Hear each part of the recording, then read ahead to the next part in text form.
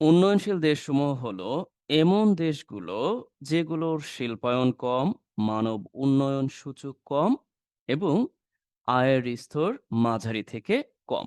দেখুন এই বাক্যটা অনেকভাবে লেখা যায়। এখন আমাদের সমস্যাটা হবে কোথায়?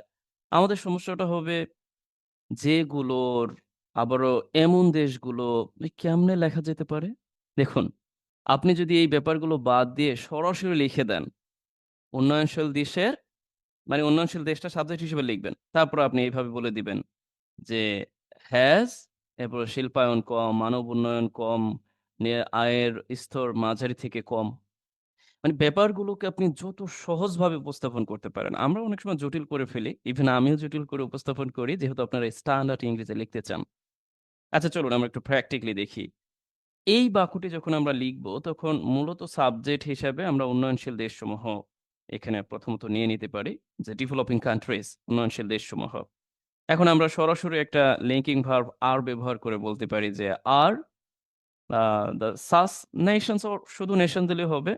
এরপরে আমরা উইথ যুক্ত করে এই নেশন সম্পর্কে আমরা এই ব্যাপারগুলো দিয়ে দিব। শিল্পায়ন কম। আচ্ছা? এইভাবে দিয়ে দিব যে উইথ যুক্ত করে শিল্পায়ন কম দিতে পারি। মানব উন্নয়ন সূচক কম দিতে পারি। আমি বুঝিয়ে দিব না বুঝলে সমস্যা নাই। the lower human development index and এবং আমরা এখানে and আয়ের স্তর মাঝারি থেকে কম। মানে এই যে মডারেট আছে না? বা আমরা যেটাকে বলতে পারি লো লেভেলস ইনকাম মানে একেবারে নিম্ন পর্যায়ের মাঝারি থেকে নিম্ন পর্যায়ের যেই আয়ের স্তর সেটাকে নির্দেশ করে। দেখুন আমি হয়তো তড়িৎ গতিতে গিয়েছি আপনার কাছে মনে হতে পারে বুঝতে পারি নাই। আমি ইতিমধ্যেই বলেছি আপনি যত সহজভাবে উপস্থাপন করতে পারেন। ধরুন এই বাক্যটাকে আমরা এভাবে লিখব না, আমরা এইভাবে লিখব। তাতে কোনো ভুল হবে? আমি বললাম যে ডেভেলপিং কান্ট্রি গুলো বলতে বোঝায় রিফার টু দোজ সেগুলোকে নির্দেশ করে যাদের কি আছে? লোয়ার ইন্ডাস্ট্রিয়ালাইজেশন আছে, লোয়ার হিউম্যান ডেভেলপমেন্ট ইনডেক্স আছে and moderate to low levels income আছে। একটা ব্যাপার মনে রাখবেন। আপনি যখন লেখালেখি করতে যাবেন, যদি আগে থেকেই এই যে মানব উন্নয়ন সূচকের ইংরেজি হচ্ছে এইটা, এটা যদি আপনি না জানেন, তাহলে কিন্তু এইটা আপনার মানে জানার স্বল্পতা। এইটা কিন্তু ইংরেজি কিভাবে লিখে ফেলবেন সেটার না। মানে কোনো স্কিল বা এটা ওটার অভাব না। যেমন ধরেন এইখানে একটা এই যে আয়ের স্তর মাঝারি থেকে কম। এটা কিন্তু আপনি চাইলে অনেকভাবে লিখতে পারেন। রাইট? এই যে ব্যাপারটা moderate to low levels income অর্থনৈতিক কিছু ভাষা আছে, কিছু ল্যাঙ্গুয়েজ আছে। সেই ব্যাপারে যদি আপনি স্পেসিফিকলি অবগত না হন, আমার এই আ ট্রান্সলেশন বলেন, ফ্রি হ্যান্ড ইংরেজি রাইটিং বলেন বা যাই বলেন, সবকিছু আপনার কাছে জটিল মনে হবে। বলবেন কি সব বলে না বলে। আচ্ছা, আমি ইতিমধ্যেই বলেছি আপনি চাইলেই ডেভেলপিং কান্ট্রিজ গুলো দেওয়ার পরে আপনি যদি বলেন যে, "না আমি একেবারেই বুঝি না।" তখন আপনি শুধু ইনক্লুড দিলেও হবে।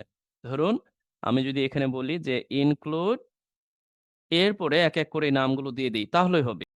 বুঝতে পারছেন? আপনি আপনার মনের ভাষা প্রকাশ করার চেষ্টা করুন। এটাই আপনার ইংরেজি লেখালেখির জন্য দুর্দান্ত হয়ে কাজে দিবে। আমরা যখন লিখতে যাই একটা চিন্তা করি। চিন্তা করে এই ওইটা এই কেমনে হবে? আপনি অন্যভাবে বিকল্প চেষ্টা করুন। বোঝানোর চেষ্টা করুন যে ইয়েস যে এটা আপনি লিখতে চাচ্ছেন। আচ্ছা, এ পর্যায়ে আপনাদের জন্য বাড়ির কাজ যে উন্নয়নশীল দেশের মধ্যে রয়েছে বাংলাদেশ, মিয়ানমার, ভারত, ভিয়েতনাম, শ্রীলঙ্কা আরো অনেক দেশ। আচ্ছা, আমি কি এখানে আপনাকে সাহায্য করব? মানে অনেকে বলবেন যে ভার্বটা কি হবে? আমি কিন্তু ভার্ব বলব না। ভার্ব আপনাকে এই যে, যে আমি আলোচনাটা করেছি এটার উপর ভিত্তি করে নিতে হবে। আসলে ভার্ব কি হতে পারে? এটা কি লিঙ্কিং ভার্ব হবে নাকি মেইন ভার্ব হবে? এটা বলব না। এটা আপনার কাজ। লিখে দিবেন। আমি বলেছি ইতিমধ্যে আপনার যেভাবে মন চায় সেভাবে আপনি মনের ভাব প্রকাশের চেষ্টা করবেন। তবে কোনো সময় আমাদের গ্রামাটিক্যালি ডেকোরেট করতে হয় এই ব্যাপারটাও আমাদের আ জানা উচিতও বটে। ধীরে, ধীরে শিখব, ধীরে, ধীরে জানব। অবশ্যই আপনারা আমার এই ভিডিওটি আমার পেইড বেজ থেকেও দেখবেন। একই সাথে সোশ্যাল মিডিয়ার বিভিন্ন সাইট থেকে দেখবেন। যে যেখান থেকেই দেখুন, আপনার জন্য রাখা বাড়ির কাজ করুন। চলুন পরবর্তীতে দেখার চেষ্টা করি। এই দেশগুলো উন্নতির পথে রয়েছে। মানে এই উন্নয়নশীল দেশগুলোর কথাই বলা হয়েছে, যেগুলো উন্নতির পথে রয়েছে এবং তাদের অবকাঠামো, শিক্ষা ব্যবস্থা ও স্বাস্থ্যসেবা উন্নত করার চেষ্টা করছে। লক্ষ্য করুন, এখানে আমরা কোঅর্ডিনেটিং কনজাংশন অ্যান্ড যুক্ত করে দুটি অংশ পাচ্ছি। দুটাকেই স্বাধীন বাক্য হিসেবে লেখা যায়। যেমন এই দেশগুলো উন্নতি করছে। আমরা প্রথমত এটা লিখে ফেলতে পারি, এই দেশগুলো, দিস কান্ট্রিজ, এই দেশগুলো। যেহেতু প্লুরাল সাবজেক্ট আমরা আর ব্যবহার করতে পারি।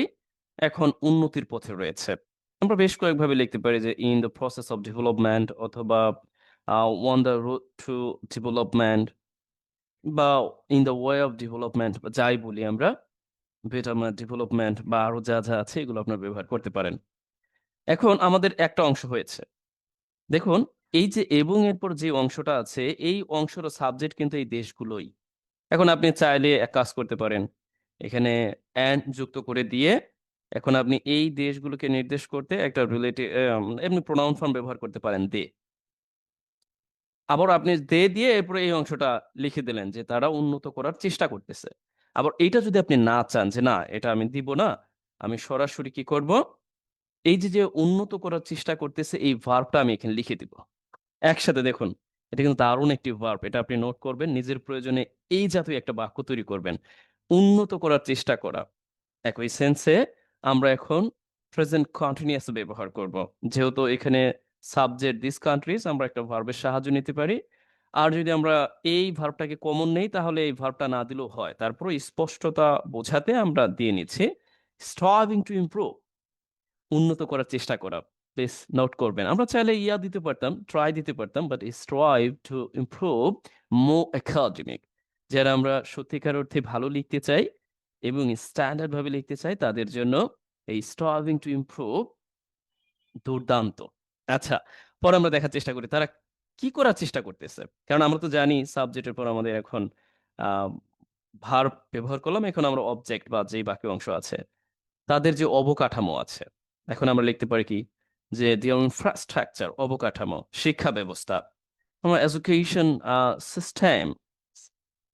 ও ও বলতে আমরা এবং অ্যান্ড স্বাস্থ্যসেবা হেলথ কেয়ার, এটাকে উন্নত করার চেষ্টা করছে। দেখুন, এখান থেকে আপনি অন্তত কয়েকটি বিষয় সম্পর্কে স্পষ্ট হলেন। তা হলো, এই যে উন্নতির পথে বোঝাতে আপনি অনেক কিছু লিখতে পারেন, in the process of development, or on on to the road, on the road to development, or in the way of development. আচ্ছা, এরপরে in the course of development, আরো যা দেয়া যায়। এবং এরপরে এই অংশটার আমরা এবং আর যুক্ত করে দিয়েছি। দেখুন, আপনি চাইলে এটা না দিলেও হয়, আপনি কমন নিতে পারবেন এই অংশটা, যে আর স্ট্রাইভিং। তবে স্পষ্টতা নির্দেশ করতে আমরা দিয়ে দেওয়াটাই ভালো, রাইট? এখন কেউ যদি চান যে না আমি এটাও দিব না, মানে এই পুরোটাই দিব না, তাহলেও সমস্যা নেই। আপনি পুরোটাও দিবেন না, এরপরে সমস্যা নেই, এখনো অর্থটা সঠিক আছে।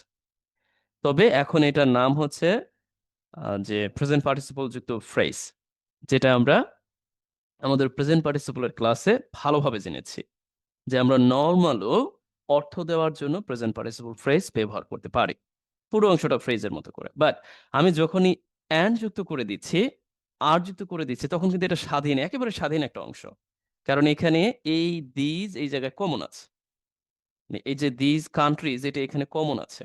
দেখুন, আমি কেন এত রকম ভাবে বলে দিই, এটার মূল কারণ হচ্ছে আপনি বিষয়গুলোকে যেখান থেকেই দেখেন, আমি বারংবার যেটা বলি, পেইড ওয়েজ থেকে দেখেন বা আপনি যে কোনো সোশ্যাল মিডিয়া থেকে দেখেন, আপনি যেন তাদেরই একজন হন, এই ব্যাপারটাকে নিজে প্রয়োগ করতে পারেন, নিজের প্রয়োজনে অন্যকেও শেখাতে পারেন। এটাই হবে আমার সার্থকতা। তার মানে আপনি আপনার সর্বোচ্চ চেষ্টা করুন, বোঝার চেষ্টা করুন যে আমি কি দিতে চাচ্ছি আপনাদের। আচ্ছা, চলুন, আশা করছি বুঝতে পেরেছেন। পরবর্তী অংশে আমরা দেখার চেষ্টা করি। তবে আচ্ছা, বাক্যের শুরুতেই এই জাতীয় শব্দগুলিকে ইংরেজিতে লেখার জন্য আমরা গ্রামাটিক্যালি যে নামটা দিয়ে থাকি, তার নাম হলো linking words or conjunctive adverbial form, যেগুলো আমাদের বাক্যের সঙ্গতি বজায় রাখে। তার মানে এইখানে যে অংশটা আছে, এই অংশটার সাথে এই বাক্যের সামঞ্জস্য আছে। যে তবে, তবে বলতে আমরা হাউএভার ব্যবহার করতে পারি, বাট ব্যবহার করতে পারি, আম দেয়ারফর ব্যবহার মাঝে মধ্যে, তবে হাউএভারটা এখানে উপযুক্ত। আচ্ছা, তারা। তারা বলতে কিন্তু এই দেশগুলোকে নির্দেশ করেছে। দারিদ্র্য, পরিষ্কার পানি এবং স্যানিটেশন সহ অন্যান্য মৌলিক সুবিধার অভাব এবং রাজনৈতিক অস্থিতিশীলতার মতো চ্যালেঞ্জের সম্মুখীন। কি বুঝলেন? এই বাক্যটা লিখতে গিয়ে আমরা ভার্ব খুঁজে পাবো না। খুবই জটিল মানে একটা অবস্থা তৈরি হবে। বাট আমি আপনাকে সহজ করে দিচ্ছি। সবসময় মনে রাখবেন বাংলা বাক্যের শেষের দিকেই সাধারণত ভার্বকে খুঁজে পাওয়া যায়। তবে এটা চিরন্তন সত্য নয়। দেখুন সম্মুখীন, সম্মুখীন বলতে এখানে আপনি এই ফেস বলতে পারেন সম্মুখীন, ফেস। বুঝতে পারছেন? ফেস। তবে আপনি এই বাক্যটাকে চাইলে অ্যাক্টিভ প্যাসিভ উভয়ভাবেই তৈরি করতে পারবেন। তবে এই পর্যায়ে আমরা একটা সাবজেক্ট খোঁজার চেষ্টা করি। এখন যদি বলি এই সম্মুখীনটা কে? এই দেশগুলো, তারা এই দেশগুলোকে নির্দেশ করেছে। এবং কিসের সম্মুখীন? এখন অটোমেটিক্যালি আসবে। দেখেন এই হচ্ছে সাবজেক্ট, এই হচ্ছে ভার্ব। এখন আসবে যে তারা দারিদ্র্যের সম্মুখীন। আ এরপরে কমন নিব আর আমরা ফেস বারবার ব্যবহার করব না। পরিষ্কার পানির অভাব, এরপরে স্যানিটেশন সহ অন্যান্য যে মৌলিক সুবিধার অভাব এবং রাজনৈতিক অস্থিতিশীলতার মতো চ্যালেঞ্জের সম্মুখীন। মূলত ফ্যাক্টরটা হচ্ছে তারা চ্যালেঞ্জের সম্মুখীন। আর সেই চ্যালেঞ্জ গুলোকে আপনি মতো ইংরেজি লাইক, সাচ এস ব্যবহার করে এইগুলোকে দিয়ে দিবেন। একটু জটিল মনে হতে পারে। আমার মুখের ভাষা কাজে নাও আসতে পারে। চলুন আমরা একটু প্র্যাকটিক্যালি দেখি। এখন আমরা সাবজেক্ট হিসেবে ১ম এ নিয়ে নিচ্ছি দে। দে বলতে এই দেশগুলো। এখন আমরা ভার্ব হিসেবে লিখে দিব সম্মুখীন, ফেস। এখন আমরা কি লিখব? চ্যালেঞ্জের সম্মুখীন। বুঝতে পারছেন তো? এই চ্যালেঞ্জ লিখে দিব। এখন বলতে পারেন কেন চ্যালেঞ্জ আসলো? এইগুলো কেন নয়? আচ্ছা এই চ্যালেঞ্জ গুলোই হলো মূলত এই একটা, একটা করে লিস্ট আকারে আমরা এখানে সাচ এস ব্যবহার করে দিব। অথবা আপনি আ লাইক ব্যবহার করতে পারেন। অথবা আপনি ফর এক্সাম্পল ব্যবহার করতে পারেন। অথবা আপনি এখানে ইনক্লুডিং ব্যবহার করতে পারেন। দেখুন, এইজন্য আমি বলি নির্দিষ্ট কোনো কিছু দিয়ে একটা লেখাকে সীমাবদ্ধ করবেন না। এই যে দেখুন আপনার মনে নাও হতে পারে এই যে সাসাস ব্যবহার করা হয়েছে, এমন অনেকে বলবেন মত অর্থ প্রকাশে মনে হয় সাসাসই হবে। আচ্ছা, না। আপনি এই চ্যালেঞ্জ গুলোর পরে ঠিক একই অর্থ দিবে। আপনি ইনক্লুডিং ব্যবহার করতে পারেন। এইভাবে ইনক্লুডিং এভাবে ব্যবহার করে দিতে পারেন। এরপরে আপনি লিস্ট গুলো দিয়ে দিবেন। একটা দারিদ্র্য, এই যে পরিষ্কার পানি, স্যানিটেশন এগুলো সব দিয়ে দিবেন। আচ্ছা। তারপরে আপনি আরো যেগুলো আছে আরকি পর্যায়ক্রমে আপনি ধাপে, ধাপে দিয়ে দিলেন। অথবা আপনি এখানে ফর এক্সাম্পল ব্যবহার করতে পারেন। কোন সমস্যা নেই, হয়ে যাবে। আচ্ছা এখন আমরা একটা, একটা করে লিস্ট দিয়ে দিচ্ছি। such as poverty পরিষ্কার পানি। পরিষ্কার পানির যেমন limited access to drink water, clean water মানে পরিষ্কার পানির অভাব। দেখুন এই জায়গাটায় ঝামেলাটা কোথায়? অনেকের কাছে হয়তোবা একটু আনইজি ফিল হতে পারে যে এখানে তো শুধু পরিষ্কার পানি। দেখুন শুধু পরিষ্কার পানি দেওয়াটা তো ঝামেলার। আপনি তো ক্লিন ওয়াটার বলতে হলে এটার যে অভাব সেটা তো আগে বলতে হবে যে limited access to clean water এবং ক্লিন ওয়াটার এবং এরপর স্যানিটেশন এবং অন্যান্য যে মৌলিক সুবিধার অভাব আমরা একসাথে অ্যান্ড যুক্ত করে যে অ্যান্ড আদার ফান্ডামেন্টাল রাইটস আরো অন্যান্য যে মৌলিক সুবিধাগুলো আছে দেখুন এই লিমিটেড অ্যাক্সেস টু এর পরে এই তিনটা ব্যাপারকে আবার কমন নেওয়া হয়েছে clean water sanitation and other fundamental rights এই ব্যাপারটা অনেকের কাছে জটিল মনে হতে পারে যে এইটা কেন আচ্ছা আপনি একটা ব্যাপার লক্ষ্য করুন আপনি এই অংশটা এই অংশটাকে কমন নিয়েছেন। বলতে চেয়েছেন যে ক্লিন ওয়াটারের অভাব, স্যানিটেশনের অভাব এবং আদার যে ফান্ডামেন্টাল রাইট গুলো আছে তার অভাব। এরপর আমাদের আরো কি বাকি আছে? এবং আবারও এবং আছে। অ্যান্ড এবং রাজনৈতিক অস্থিতিশীলতা, পলিটিক্যাল ইনস্টাবিলিটি যেই ব্যাপারগুলোর মধ্য দিয়ে আমাদের এই উন্নয়নশীল দেশগুলো যাচ্ছে। এখন এইখান থেকে আপনি কিন্তু অনেকগুলো ভোকাবুলারির সাথে পরিচিত হলেন। এই যে poverty, limited access এটা কিন্তু appropriately এই যে access to, limited access মানে অভাব, সীমাবদ্ধতা এরকম অর্থে আমরা যেকোনো limited access to আপনি যাই বসায় দিবেন তার সীমাবদ্ধতা বোঝাবে। limited access to ইংলিশ মানে ইংরেজির সীমাবদ্ধতা। আচ্ছা আশা করছি বুঝতে পেরেছেন। এ পর্যায়ে আপনি চাইলে এখান থেকে যেকোনো একটি ওয়ার্ডস দিয়ে একটা বাক্য তৈরি করতে পারেন। Then we see আমরা পরবর্তীতে দেখার চেষ্টা করি। তবুও কনজাংটিভ অ্যাডভার্ব হিসেবে আমরা এখানে লিখে দিতে পারি তবুও বলতে yet তবুও। আর অন্য কিছু লেখা যায় আচ্ছা tবুও। অনেক উন্নয়নশীল দেশ মেনি ডেভেলপিং কান্ট্রিজ যেমন ভারত, ব্রাজিল, দক্ষিণ আফ্রিকার দ্রুত অর্থনৈতিক প্রবৃদ্ধি এবং বৈশ্বিক প্রভাব বৃদ্ধি পাচ্ছে। এটা একটু জটিল মনে হতে পারে কারো কাছে, বাট আমরা অনেকভাবে লিখতে পারি। দেখুন, এই পুরো অংশটা সাবজেক্টের জায়গায় ব্যবহার হবে। শুধুমাত্র এই হচ্ছে ভার্ব। যদি আমরা এই আ বৃদ্ধি পাচ্ছে একে প্রশ্ন করি তাহলে আমরা সাবজেক্ট পাবো। এটাও কিন্তু সাবজেক্ট না। কেন সাবজেক্ট না? আমরা ভার্বকে প্রশ্ন করার মাধ্যমে সেটা দেখার চেষ্টা করব।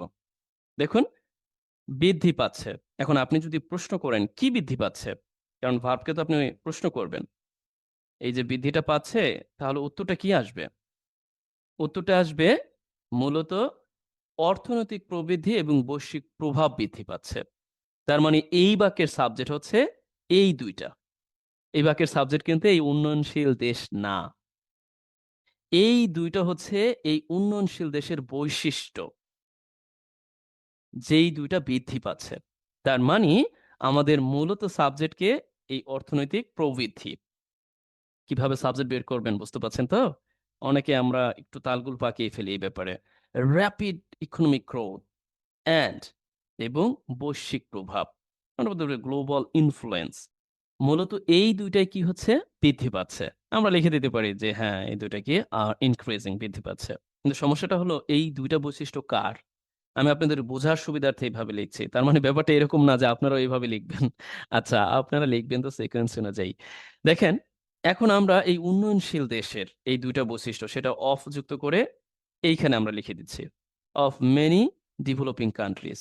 এখন এই ডেভেলপিং কান্ট্রিজ গুলোকে নির্দেশ করার জন্য এখানে আবার একটা লিস্ট দেয়া হয়েছে। যেমন এখানে such as আপনি চাইলে এখানে লাইক দিতে পারবেন, ইনক্লুডিং দিতে পারবেন, ফর এক্সাম্পল দিতে পারবেন। এখন আমরা লিখে দেই ইন্ডিয়া, ব্রাজিল, দক্ষিণ আফ্রিকা আরো যা আছে এইগুলো বৃদ্ধি পাচ্ছে। এই হলো মূলত আমাদের বাক্যটি। এখন আমি আপনাকে কেন বললাম যে এটা জটিল? জটিলতার মূল কারণ হচ্ছে এইখান থেকে শুরু করে এই পুরো অংশটা সাবজেক্টের জায়গায় বসেছে। আর ভার্ব হচ্ছে এই যে আর এখানে ইনক্রিজিং। এখন আপনি কিভাবে লিখবেন?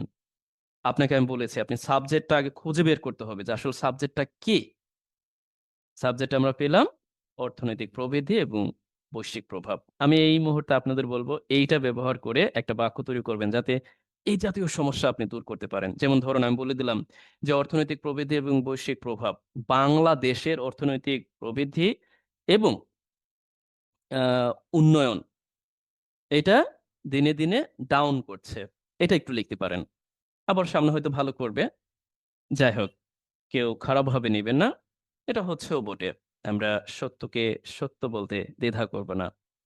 তাহলে আর দেরি কেন? পরবর্তী বাক্যটি আমরা দেখার চেষ্টা করি। উন্নতির প্রক্রিয়া কেবল দেশীয় প্রচেষ্টা নয়। আচ্ছা, উন্নতির প্রক্রিয়া দেখুন তো এটা আমরা কি লিখতে পারি? এটা কিন্তু একটা বাক্য আমাদের হয়ে যাচ্ছে। আবার বলা হচ্ছে আন্তর্জাতিক সহায়তাও এর একটি অংশ। এখানে ২ টো অংশই স্বাধীন। আবারও আপনি চাইলে আ একটা আছে আমাদের correlative conjunction তাও আমরা ব্যবহার করতে পারি। সেটা কেমন? যেমন ধরেন not only but also ব্যবহার করতে পারি অথবা ২ টা স্বাধীন বাক্য আমরা আলাদা ভাবে লিখতে পারি। কোন সমস্যা নাই। যে উন্নতির প্রক্রিয়া। এখন উন্নতির প্রক্রিয়াটা কি? আমরা লিখতে পারি এরকম the process of এরপরে ডেভেলপমেন্ট উন্নতির প্রক্রিয়া আ is not only আচ্ছা is not only যেহেতু কেবল বলতে কেবলই নয়। এই কেবল নয় নির্দেশ করতে is not only এখন আমরা কি লিখব? দেশীয় প্রচেষ্টা। এখন লিখে দিতে পারি যে ডোমেস্টিক effort এটা শুধু দেশীয় আম দেশীয় প্রচেষ্টায় নয়, অনির্দিষ্ট অর্থে একটি নির্দেশ করতে নয়, এরকম। এরপরে আমরা এখানে লিখে দিতে পারি যে আন্তর্জাতিক সহায়তাও এটির অংশ।